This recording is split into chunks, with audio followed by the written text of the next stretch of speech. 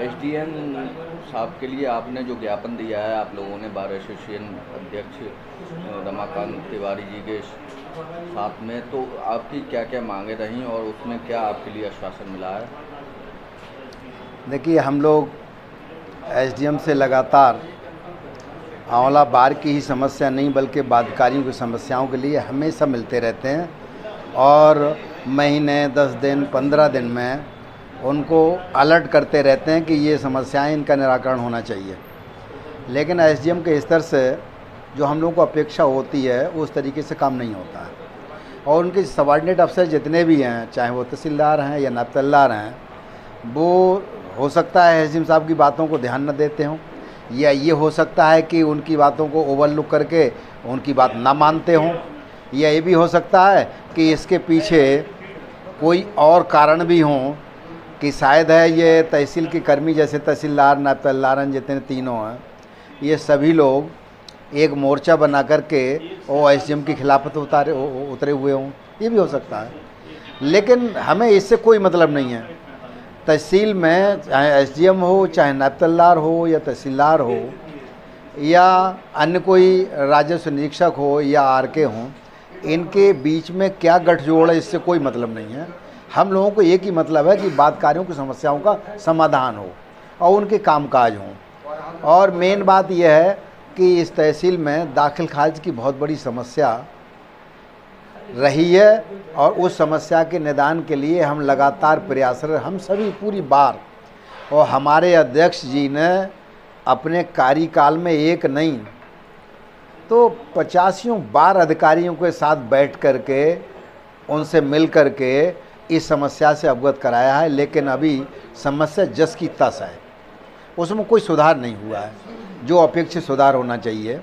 रही बात कानून कायदे की, तो राजस्व संहिता 2016 से अस्तित्व में आ चुकी है और उसमें हर काम का एक टाइम बाउंड प्रोग्राम है कि दाखिल खारिज है, अनकंटेस्टेड दाखिल खारिज है वो 45 दिन में होगा, कंटेस्टेड अगर मुकदमा है वो तो 90 दिन में होगा, तूदाबंदी है तो इतने, मतलब जो समय निर्धारित है, चाहे धारा 80 की कार्रवाई हो, चाहे तूदाबंदी की कार्रवाई हो, चाहे डिक्लेरेशन सूट हो उनकी कार्रवाई हो, चाहे दाखिल खारिज की कार्रवाई हो या अन्य जितनी भी कार्रवाइयाँ हैं उन सब का टाइम है, एक फिक्स टाइम है। लेकिन वो जो टाइम फिक्स किया गया है कानून में, उस कानूनी प्रक्रिया में उस समय सीमा के अंदर कोई दाखिल खारिज नहीं होता और यही सबसे बड़ी समस्या है। अगर समय से दाखिल खारिज हो जाए, समय से तूदाबंदी हो जाए, समय से आबादी घोषित या धारा 80 कार्रवाई हो जाए, तो मैं ये समझता हूँ ये सारी समस्याएं रहेंगी नहीं, और नहीं रहेंगी तो हम लोगों को कोई मतलब ही नहीं है। अब रही बात, हम लोग बार बार जो है यहाँ पर जैसे मतलब बहाना किया जाता है कि रियल खतौनी इस समय बन रही है। आखिर रियल खतौनी बनते बनते सालों का टाइम गुजर गया और काम चल रहा है, लेकिन काम कब ख़त्म होगा ये बताने को कोई तैयार नहीं है। कब ख़त्म होगा और जितने दाखिल खारिज उनके अमल दरामद कब होंगे कोई बताने को तैयार नहीं है। अब यहाँ पर जो नायब तहसीलदार हैं, वो नायब तहसीलदार एक जो पुलिस का तो बहुत छोटा क्षेत्र होता है, 12-14 किलोमीटर एरिया में ही होता है ज़्यादा से ज़्यादा, लेकिन नायब तहसीलदारों का क्षेत्र कहीं उससे बड़ा है। तो नायब तहसीलदार लोग जो सरकारी गाड़ी मिली हुई है उसको 24 घंटे रपटाते हैं, जैसे पुलिसमैन रपटाता है 24 घंटे, मोटरसाइकिल या उनकी वो है 24 घंटे रपटाते हैं। और रपटाने के बाद वो क्या क्या कारनामे करते हैं गाड़ी रपटाते, इसकी रिपोर्ट एसडीएम साहब को देते नहीं है, न डीएम साहब को देते हैं, और हम लोगों को शेयर करने से मतलब ही नहीं है। बहरहाल कोई ना कोई ऐसा काम जरूर कर रहे हैं जिससे जनता दुखी है। तो अब ये समस्याएं, अभी जैसे आज के अखबार में कल के शायद छपा था कि नायब तहसीलदार गए, पुलिस गई और अटा और फुंदापुर में जो है एक मकान को गिरवा दिया।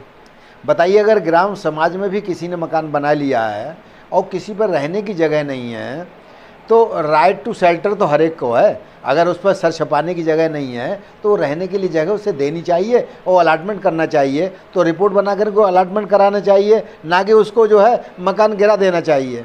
ये तो बहुत ही गलत बात है। मैं समझता हूँ इसके पीछे भी कोई और ही रीजन है जो मकान गिरा दिया गया है। चाहे बैनामा कराया नहीं कराया, जगह ग्राम समाज की है और उसने मकान बना लिया, तो बना लिया है मकान तो उसकी ठीक है 67A में जो है उसको विनियमित किया जा सकता था। अगर वो इस लायक है, इस योग्य है और उस पर ज़मीन नहीं है, जगह नहीं है, रहने की जगह नहीं है, तो 67A में उसको विनियमित किया जा सकता था। तो वो कार्रवाई तो करी नहीं, बल्कि वही पुलिस वाली कार्रवाई कर दी और मकान गिरा दिया। अब ऐसी बेदखली से क्या फ़ायदा है? ये तो कानून को अपने हाथ में लेना है, ये बहुत गलत बात है, नहीं होना चाहिए, ये समझदारी की बात नहीं है। और शायद मैं समझता हूँ गिराने की अनुमति इन्होंने किसी अधिकारी से ली है या नहीं ली है, इसके पीछे उद्देश्य क्या है? उद्देश्य सभी लोग परिचित हैं कि मकान गिरा दिया जाए। कैसे गिरा दिया जाएगा? नहीं गिराया जा सकता है। फिलहाल आपका ये कहना है कि किसी न किसी तरीके से जो मकान को गिराया गया है उसमें कुछ ना कुछ मोल भाव की रणनीति रही है, और जो आपके जो शिकायतें हैं उन पर एसडीएम साहब का क्या कहना है, उसके निराकरण के लिए क्या आश्वासन दिया गया? देखिए, एसडीएम साहब ने हमारे लोगों को जो प्रत्यावेदन है या मांग पत्र था उस पर बहुत जल्दी ही सारी समस्याओं को निराकरण करने का आश्वासन दिया है। एसडीएम साहब वास्तव में भले आदमी हैं, सज्जन पुरुष हैं, इसमें कोई शक नहीं है, लेकिन मैं समझता हूँ उनका कंट्रोल जो है जैसा होना चाहिए वैसा नहीं। और ये कंट्रोल करने के लिए मैं समझता हूँ किसी अधिकारी और कर्मचारी के खिलाफ उनको बिना कार्रवाई के कंट्रोल होगा नहीं, और उनके खिलाफ कार्रवाई होना या प्रस्तावित करना बहुत ज़रूरी है। अपने स्तर से तो कार्रवाई नहीं कर सकते, लेकिन रिपोर्ट तो भेज ही सकते हैं एसडीएम साहब। कलेक्टर महोदय को रिपोर्ट भेजें और कलेक्टर महोदय के यहाँ से कार्रवाई हो जाएगी। और उनके अधीनस्थ एसडीएम साहब की बात सुन ही नहीं रहे, इसका सीधा मतलब है नहीं सुन रहे हैं। आपके जो भी मांगे हैं उनके लिए लेकर क्या एसडीएम ने कुछ आपसे डेज मांगे हैं या क्या कहा है, क्या आश्वासन दिया है? उसके बाद में 1 हफ्ते के अंदर सारी समस्याओं का निराकरण करने का आश्वासन दिया है। फिर यदि आपकी मांगों पर विचार नहीं किया जाता तो उसके विरुद्ध आप क्या करने जा रहे हैं? हम धरना करेंगे, प्रदर्शन करेंगे, अपनी मांगों के संबंध जितने भी हम लोगों को अधिकार प्राप्त हैं वो सारे अधिकारों को प्रयोग करेंगे हम, सारे अधिकारों का। आपको लगता है कि एसडीएम जो है वो आपकी मांगों के लिए?